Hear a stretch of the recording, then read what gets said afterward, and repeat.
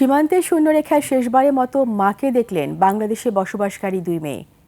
কাফনে মোড়ানো মায়ের মুখটা দেখে শুরু হয় মেয়েদের আহাজারি। এতে ভারী হয়ে যায় চারপাশের পরিবেশ। মঙ্গলবার চুয়াডাঙ্গার দামুড়হুদা উপজেলার সীমান্তে বিজিবি বিএসএফের মানবিক উদ্যোগে এমন ঘটনা ঘটে। চুয়াডাঙ্গার প্রতিনিধি আতিয়া রহমানের তথ্যচিত্রে দেখুন ডেস্ক রিপোর্ট। শেকড় থেকে শিখরে।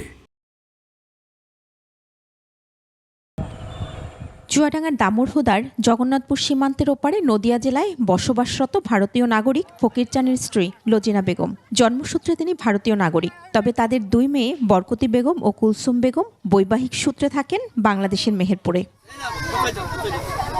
বিভিন্ন শারীরিক অসুস্থতার পর অবশেষে গত সোমবার মারা যান মা লজিনা বেগম। শেষবারের মতো মাকে দেখতে সেখানে ছুটে যেতে চান এপারে বসবাসকারী দুই মেয়ে, কিন্তু মাঝখানে বাধা হয়ে দাঁড়ায় দুই দেশের সীমান্ত।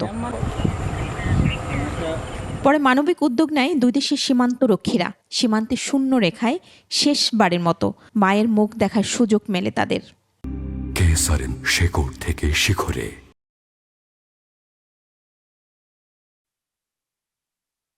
সীমান্ত রক্ষীদের এমন উদ্যোগে সাধুবাদ জানিয়েছেন স্থানীয়রা।